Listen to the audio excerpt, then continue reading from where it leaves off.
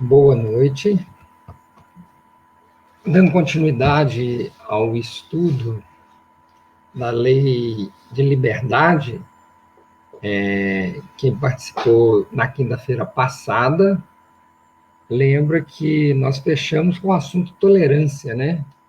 Uma das coisas que mais nos ajuda a exercer essa lei da liberdade de uma forma mais cristã, vamos usar esse termo, de uma forma mais responsável, é justamente o conceito de tolerância. Então, eu até repetindo aqui, né, o que é essa tolerância? É uma prerrogativa da humanidade. Somos todos cheios de fraqueza e de erro. Perdoemos-nos reciprocamente a insensatez um do outro. Essa frase é de Voltaire. O que ele está dizendo? Né, repetindo aqui. Ou seja, eu sei que eu possuo erros, eu sei que eu sou uma pessoa que tenho fraquezas. Então, eu tenho por obrigação respeitar isso no outro. E o outro, por sua vez, também respeitar isso em mim. Né? Ao falar com a pessoa alguma coisa que te incomoda, caldo de galinha, educação não faz mal a ninguém. Né? Então, assim, procure usar palavras firmes, porém educadas, né? Deixando claro o seu ponto de vista e tudo mais. Mas sempre abrindo espaço para lembrar que do outro lado pode ter um irmão que ainda está no nível de ignorância, porque nós estamos no nível de ignorância, não vamos alimentar laivos de esperança, não. Nós todos estamos nesse nível de fraquezas e de erros. Então, ele pode estar num nível um pouquinho abaixo do nosso em termos de conhecimentos e tudo mais, no que eu digo respeito a conhecimentos morais e espirituais. Não estou falando aqui de títulos acadêmicos, longe disso. Então, lembrando que ao conversar com essa pessoa, eu posso me surpreender de uma forma que eu não vou gostar, né? Mas lembrando que faz parte do aprendizado seu e dela. Então, assim, por isso que eu falo, tolerância é muito, muito importante. Aliás, hoje em dia, o que mais nos tem causado problemas, né, no dia a dia é exatamente a tolerância. Finalmente, nós chegamos, então, num item que é muito importante mesmo, que é o item chamado livre-arbítrio. Esse item é do 843 em diante, nós vamos estar falando de, um, de uma coisa que, se não exercida com responsabilidade, com, com amor, né, que é o uso do livre-arbítrio, nós corremos um risco muito sério de magoar pessoas. Né? Agora, é igual eu comento com as pessoas, né? O Chico, né? O menino Chico, como eu gosto às vezes de falar, ele mesmo disse: gente, deixa eu falar um negócio para vocês, nem o Cristo conseguiu agradar todo mundo. Aí ele falou: que dirá o Chico, né? Então, assim, ele querendo dizer que ele às vezes desagradava pessoas. Quem viu a história do Chico lembra do padre que tinha um padre que era amigo dele, depois que esse padre faleceu, substituíram, e o outro padre veio para guerreá-lo, né, brigar com ele. Então, assim, o Chico passava situações muito ruins. Era o padre exercendo seu livre-arbítrio. Ele queria exercer o livre-arbítrio dele daquela forma, paciência. Mas e o Chico? O Chico também exercia seu livre-arbítrio. Ele aceitava ou não aquela tentativa de agressividade, de cinismo, de picuinha, né? Quem morou em cidade interior tradicional, eu morei numa bem pequena, e lá chegava a Semana Santa, tinha todos aqueles eventos de Semana Santa, né? Você imagina, você pegar a procissão, parar na porta do Chico e resolver fazer pregação ali. E o Chico aguentava, pedia desculpa para poder fechar a porta. Ele ficava constrangido para fechar a porta. Ele ia fechando a porta, que as pessoas iam ficando um pouco alteradas, e ele pedia desculpa. Ele exercia o livre-arbítrio dele, ele escolhia, ele não deixava que a atitude das outras pessoas ditassem o seu comportamento. Ele escolhia o comportamento. É aquilo que nós conversamos a respeito do poema Invictus, né? o Chico era o comandante da sua alma. Ele definia como ele queria interpretar cada uma daquelas agressividades. Então, vamos começar aqui. Eu gostaria de sugerir, né, quem quiser estudar um pouco mais, eu gostaria de sugerir o texto, ele está no livro Religião dos Espíritos, é o texto de número 83, Se Desejas. Esse texto é um texto onde ele vai enumerando várias coisas, eu dei o exemplo, por exemplo, da procissão, mas ele enumera várias coisas e explicando que você pode escolher como que você vai reagir àquela situação. E ele termina o texto falando: queixas-te de necessidade e desencanto, fadiga e discórdia, abandono e solidão. Mas se realmente desejas, tudo pode mudar. Então, é um texto muito bonito. O texto se chama Se Desejas, texto de número 83, que está no livro Religião dos Espíritos. Eu recomendo a leitura desse texto. Então, vamos iniciar. O texto 843 é a primeira pergunta que Kardec faz do item livre-arbítrio. Ele pergunta: o homem tem livre-arbítrio em seus atos? A resposta é óbvia. Se ele tem a liberdade de pensar, ele tem a liberdade de agir. Então, se ele não fosse assim, ele seria uma máquina. Você pega o computador, né? No computador você faz um programa e ele vai te dar a resposta para aquilo que ele foi programado. Não é o nosso caso.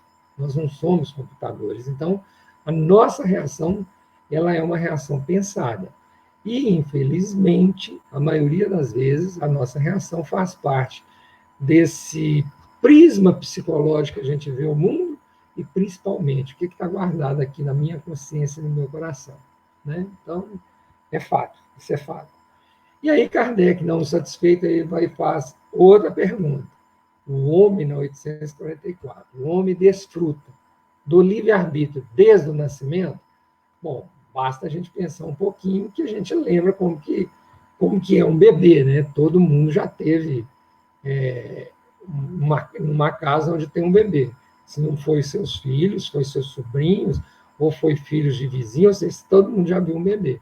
Um bebê não tem livre-arbítrio da forma que nós adultos temos. Mas ele também tem. Ele tem uma liberdade de agir desde que ele tenha vontade de fazê-lo. Essa é a resposta dos espíritos. Ele possui a liberdade de agir, desde que tenha vontade de fazê-lo.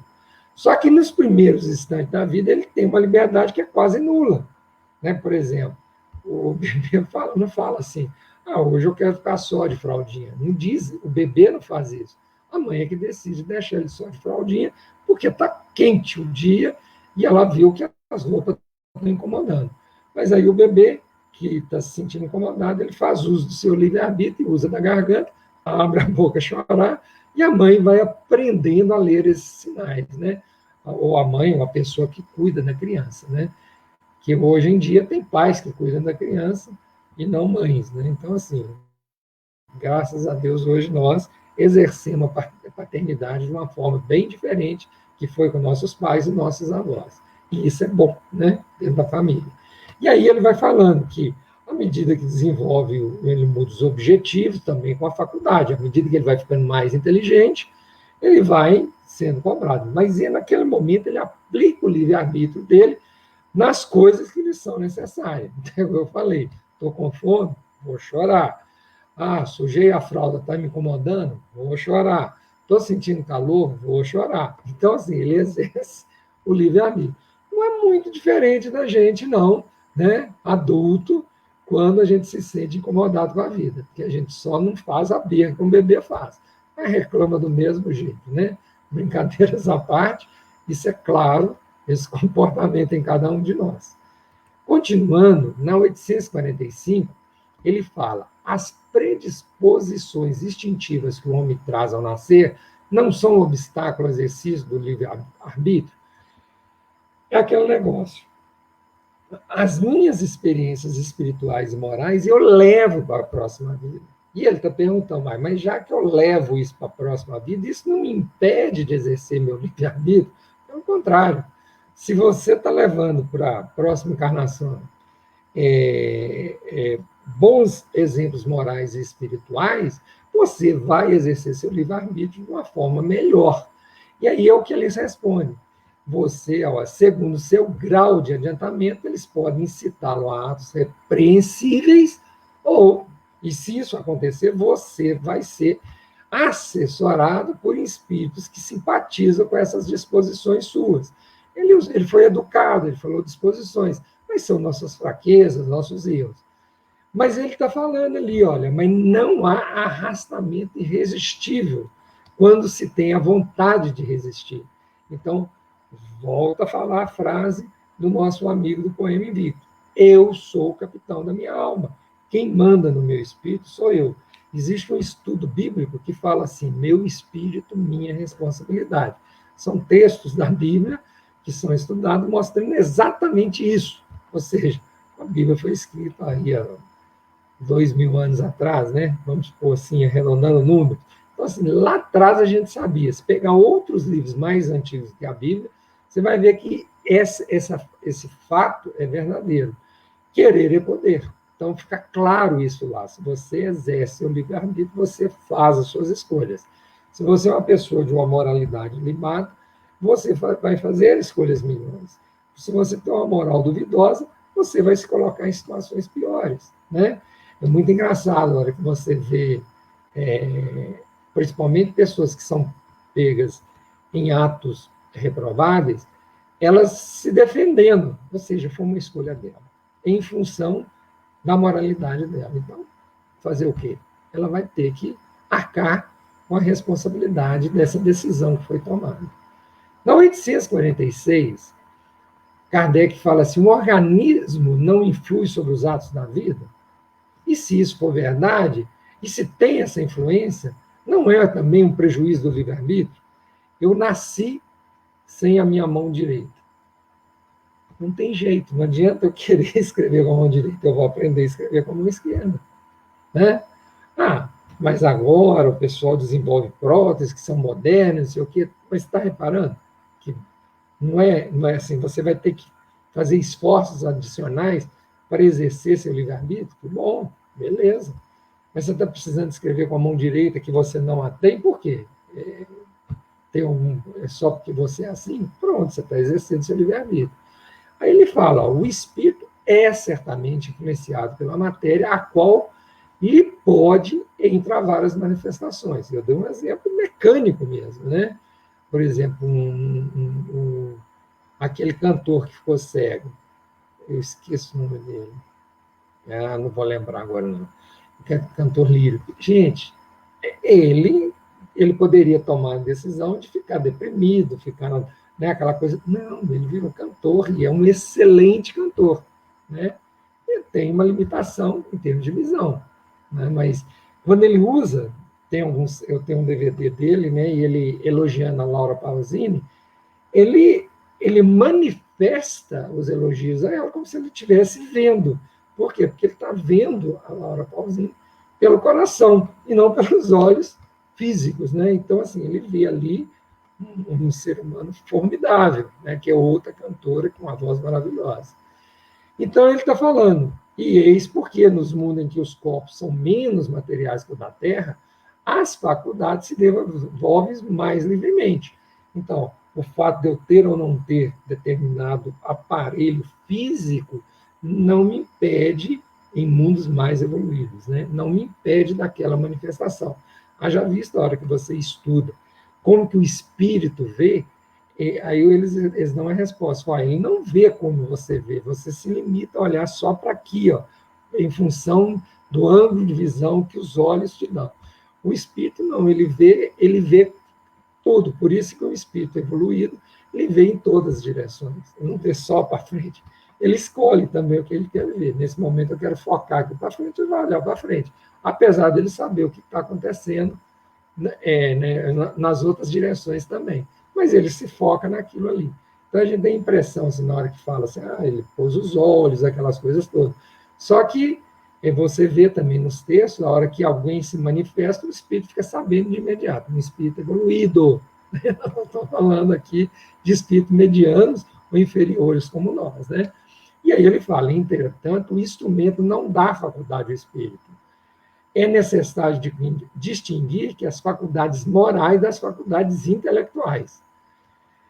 Se um homem tem um instinto de assassino, quem tem esse instinto é ele, é o espírito. Então, assim, não vamos misturar as coisas, né? E moralidade não tem que ver com intelectualidade. Eu posso ser um espírito ruim, moralmente fraco, mas muito inteligente. Essa é a pior viagem que tem, né? Porque eu faço uso do meu livre-arbítrio do pior jeito que tem. E aí ele fala, aquele que aniquila o seu pensamento para ocupar-se apenas da matéria, faz-se semelhante ao bruto. E ainda pior, porque não pensa mais em se prevenir contra o mal. E aí ele fala, né? É nisso que ele fica faltoso, ou seja, pois age por sua própria vontade, ele escolhe agir daquela forma maldosa. Para nós brasileiros é muito fácil, né? A gente condena muito os nossos políticos, mas e nós, né? Quando escolhemos fazer maldade? Ah, não, mas ela mereceu. Mereceu? Mereceu por quê?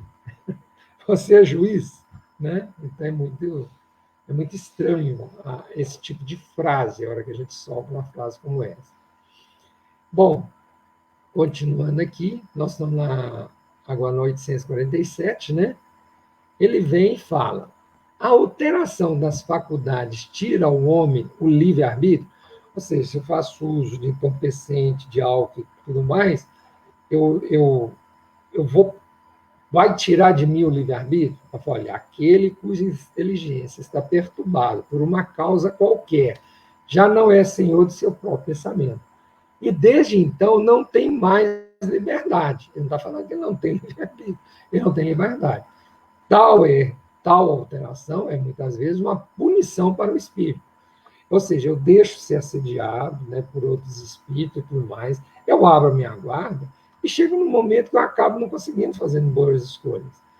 Agora, ele fala, né, que quem fizer mau uso das suas faculdades, ele pode ter consequências. Então, ele fala, por exemplo, o orgulhoso, né, ele pode nascer no corpo de um idiota, uma pessoa déspota no corpo de um escravo, um mal rico no corpo de um mendigo. Agora, lembrando que isso não é uma punição no sentido humano da palavra. É uma punição, é uma reparação. Né? Porque na hora que eu nasço naquela. O orgulhoso nasce no corpo de um idiota, né? Eu era muito inteligente, mas muito orgulhoso, e nasce no corpo do idiota. É uma experiência que eu preciso passar para eu valorizar aquilo que eu tinha e não tinha noção, e fazer mau uso. Né? Então, isso tudo, nós temos que lembrar disso. A lei de reparação ela não é uma lei punitiva, vamos falar assim. Né? O pai faz uso da lei de causa e efeito para educar, né? Lembrando da misericórdia do pai, ela sempre faz uso disso. O espírito tem perfeita consciência e sofre esse constrangimento do qual tem perfeita consciência. Ou seja, ao nascer daquela forma, o espírito sabe o que ele está passando. Né? Eu, por exemplo, posso não saber hoje, né? Mas nos desdobramentos, na hora que eu vou lá pedir ajuda, aquela coisa, ajuda sincera, né? De uma forma constrita, arrependido e tudo mais, eles me lembram, poxa, Oswaldo, mas você lembra o que você aprontou nas encarnações passadas? Vamos recordar aqui. Aí aquilo me constrange, e aí eu volto do meu sono, né, e aí eu começo de novo a entender. É isso que é a resignação, né? De forma resignada, mas fazendo o meu melhor naquela situação em que eu me encontro. Na 848, ele pergunta: a alteração das faculdades intelectuais provocada pela embriaguez, desculpa os atos repreensivos? Não. Não, foi uma escolha. Você escolheu beber até ficar tonto a ponto de você fazer bobagem. Aí ele fala: não, porque embriaguez é a privação voluntária da razão para satisfazer paixões brutais. Em lugar de cometer uma falta, ele está cometendo duas. Né? A falta, primeiro, dele fazer uso errado do livre-arbítrio, e depois ele fica com as propriedades dele, né, alteradas, né, as faculdades dele ficam alteradas, e aí, ou seja, em vez de cometer ele está cometendo duas faltas. E aí ele pergunta no 800, então, ou seja, quando eu faço uso de álcool, faço uso de entorpecente, faço uso da colher e como igual um condenado naquela feijoada de final de semana, carne eu como só aquela picanha com gordura, isso tudo sou eu que estou escolhendo. Então, depois, eu tenho uma veia entupida, entenderam? Então, assim, não é Deus me castigando, são consequências da lei de causa e efeito. Eu não sei que isso acontece. Sal, por exemplo, você já viu, tem gente que é viciada, né? Antes de provar a comida, já começa a balançar o pacotinho de sal em cima da comida. É uma escolha, é uma escolha. Aí você pergunta para ele, você já leu que sal aumenta a pressão? Ah, eu não consigo comer sem sal. Então, aí você, isso é o uso do livre-arbítrio, entendeu? Eu estou dando um exemplo igual ele está falando. É porque a gente sempre fala da bebida, né? A gente é muito fácil. Eu brinco, né? Ficando até sério aqui, que é uma brincadeira séria. Eu brinco que nós somos muito bem capazes de comparar uma qualidade que eu já possuo, eu vou chamar de qualidade entre aspas, com um defeito que o outro tem. Como eu não sou um alcoólatra, né? Eu não sou um adicto do álcool, aí é fácil para mim chegar e falar a respeito disso. Não, eu tenho que falar naquelas coisas que eu ainda faço e que eu deveria tomar vergonha nessa minha cara e já tomar decisão, eu já tenho idade suficiente para isso, tomar a decisão de não mais fazer, né? Mas esse é o uso do meu livre-arbítrio. Ele vira e fala aqui, aí na 849, qual é a faculdade dominante no homem em estado selvagem? O instinto ou o livre-arbítrio? Se você for lá no Evangelho, segundo o Espiritismo, e ler lá a respeito da lei do amor, né, ditada pelo espírito do Lázaro, você vai ver que ele fala, no início o espírito possui instinto. Na hora que ele fica um pouquinho melhor, aí ele começa a ter sensações. Então, assim, ele não pula para, né? Ele fala. Então, no início, então, como eu estou falando de selvagem, a resposta é óbvia, o instinto. Só que, mesmo eu tendo instinto, isso não impede do selvagem agir com inteira liberdade. Então, no que toca a certas coisas, né? Lembrando que ele está limitado, o espírito em seu estado selvagem ele é mais limitado, mas alguma coisa ele já sabe. Por exemplo, ele não quer que o outro faça, ele já consegue entender dor. Quando o outro inflige uma dor nele, ele vê que é ruim, então ele já está aprendendo que ele não deve fazer a mesma coisa com o outro. Então, assim, não tem jeito. Aí ele fala, assim, a pessoa que é mais esclarecida que o selvagem, ela é mais responsável que ele pelo que ela faz. Ah, então o que quer dizer essa frase? Essa frase quer dizer que você, eu e todas as pessoas que se dizem cristãs, que se dizem estudantes do Espiritismo, que se dizem estudantes da Bíblia, seja você um católico, um protestante, um evangélico, seja você o que for, você é mais responsável do que aquele que não faz estudo. Né? Aquela pessoa, mas aquilo é um perdido, aquilo vive de droga, de álcool, não abre uma Bíblia. Você abre? Então você é mais responsável do que ele. Ele ainda não acendeu a luz para poder fazer os estudos corretos. Você já atendeu. Você já parou de falar mal das pessoas por trás? Você já parou de causar intriga? Você já parou de ficar, como se diz, tem várias coisas que dá para a gente cobrar de nós mesmos, não dá? E a gente sabe exatamente aquilo que a gente tem que mexer em nós para melhorarmos. Então, assim, eu não tenho que ficar prestando atenção no outro, eu tenho que ficar prestando atenção em mim. Então, é igual eu estou falando. Eu estudo mais, então eu sou responsável. Então, assim, eu tenho que calar. Eu tenho que saber que existe um momento em que eu tenho que calar, porque a minha palavra não vai servir naquele momento. Ela só vai servir para causar cisânia, só vai causar confusão. Então, né, eu exerço meu livre-arbítrio, eu lembro de todo o meu estudo, eu me calo naquele momento. Ah, não, mas o que ele está fazendo é muito sério. Então, eu vou lembrar. Nós estudamos isso aí, deve ter umas 2 ou 3 encontros nossos para trás aí, onde ele fala: você não só tem o dever, né, de chamar a atenção do outro, mas lembrando do Cristo, sempre com amor e misericórdia. Nunca de forma ofensiva, sempre com amor e misericórdia. A posição social não é, em geral, um obstáculo à inteira liberdade de ação? E aí ele fala, olha, com certeza o mundo tem as suas exigências. Essa é a resposta. Deus é justo e tudo leva em conta, mas deixa-lhes a responsabilidade pelos poucos esforços que fazem para superar obstáculos. O que ele quer dizer com isso?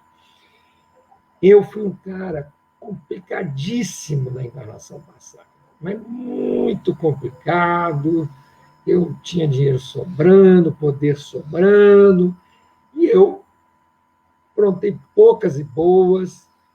Aí o pessoal vira para mim e fala, olha, na hora que você vai voltar agora, eu acho que uma experiência boa para você passar, para você desenvolver humildade, ver dificuldade, com essa inteligência que você já possui, que você fez uso errado, fazendo maldade, você vai poder ajudar a comunidade onde nós vamos te inserir. Ah, é? Onde vocês pretendem? Nós vamos te colocar lá na favela da Ventosa, lá em Belo Horizonte. Aí você vai virar para mim e falar, nossa, Zona, mas se eu for para a favela da Ventosa, né, a comunidade da Ventosa lá em Belo Horizonte, eu corro o risco de me tornar um bandido. Sim, é verdade. Mas você pode se tornar um enfermeiro. Você concorda? Você pode se tornar um enfermeiro. Nada te impede de fazer um curso de enfermagem, virar enfermeiro e ajudar a comunidade. Toda vez, gente, eu lembro, eu não esqueço, a menina gostava de ler e morava numa dessas comunidades do Rio de Janeiro. E ela, o olho dela brilhou, ela virou para a mãe dela e falou assim, nossa, mãe, deve ter mais crianças aqui que gostam de ler. O que só acha da gente pegar aquela minha estante, colocar lá na escada e a gente encher de livros para as outras crianças também que gostam de ler igual a mim, também poder ter um livro a ler. Olha a cabeça da menina. O que aconteceu? Aquilo, fizeram uma reportagem com aquilo, um punhado de gente começou a doar livro. Ela fez uma biblioteca. Ela fez uma biblioteca dentro da comunidade. Né? Então, isso é livre-arbítrio. Espíritos assim, eles nascem no local correto, tentando corrigir as falhas passadas. Né? Então, imagina que, assim, vou chutar, imagina que essa menina na encarnação passada, ela viveu dentro do mosteiro, com uma biblioteca maravilhosa, mas que ela não deixava ninguém ler. Então, ela deixou morrer na ignorância vários irmãos dela. Né? Então, você vê nitidamente, nesse exemplo simples que eu dei, que essa menina foi uma menina. Ela deu esse testemunho, fez com que aquela comunidade mudasse e tivesse uma biblioteca na escada. Quem vê essas comunidades, como é que ligam uma casa com a outra, sabe o que eu estou falando. Aí, de vez em quando, tem como se fosse um espaço maior, ela pôs ali a estante dela com os livros. E começou a chegar livros, começou a chegar doações, né? De repente já conseguiu montar uma biblioteca. Então, quando você começa a fazer o bem, acontece esse fenômeno. A espiritualidade, você viu lá, falando assim, olha, eu não trago comigo determinados, eu vou usar termos macacoas, né, vícios, traz. Mas se você pegar e trabalhar isso em você para fazer o bem, a espiritualidade que te acompanha, ela vai reforçar essas decisões, essas escolhas que você fez. Então, por isso que eu falo, se tem oportunidade, você está, no lugar que eu estou, você não sabe onde que eu estou. Não sei. Mas se você está lá, é porque Deus não joga dado. Algum objetivo ele tem para você. A espiritualidade, ela sabe o que ela está fazendo. Talvez seja você o responsável para produzir, iniciar o processo de mudança daquele local. Seja seu ambiente de trabalho, sua família, no caso da menina foi a comunidade, né, o bairro onde ela estava inserida. Então, assim, lembre-se sempre disso. E aí você faz uso do seu livre-arbítrio para você aprender um pouco mais a respeito daquele, de fazer uso correto do livre-arbítrio. Lembrando que a gente sempre fala, se você resolve fazer o bem, você tem o seu livre-arbítrio, você pode fazer o bem e tenha certeza absoluta que um punhado de espíritos que ainda chafurdam na ignorância, que ainda não sabem fazer as escolhas corretas, eles também estarão ali te ajudando a fazer os seus erros. né, ampliando os seus erros. Mas a grande notícia que eu tenho para te dar é, se você decidir fazer o bem, também vai existir uma massa muito grande de espíritos, e talvez até maior, querendo que você faça bondade e também te alimentando de bons frutos para você exercer o seu livre-arbítrio no bem. Então, lembre sempre disso. Nós hoje vamos encerrar por aqui, e na semana que vem, não, na quinta-feira, nós vamos conversar sobre fatalidade, né? Será que existe fatalidade? Será que... Como é que é a diferença entre livre-arbítrio e fatalidade? Então, esse assunto ficará para a próxima quinta-feira, onde eu aguardo todos vocês. Muito obrigado para todo mundo. Não vou tomar mais tempo da aula da próxima pessoa. Tá joia? Grande abraço e até quinta-feira. Espero todos vocês aqui. Muito obrigado.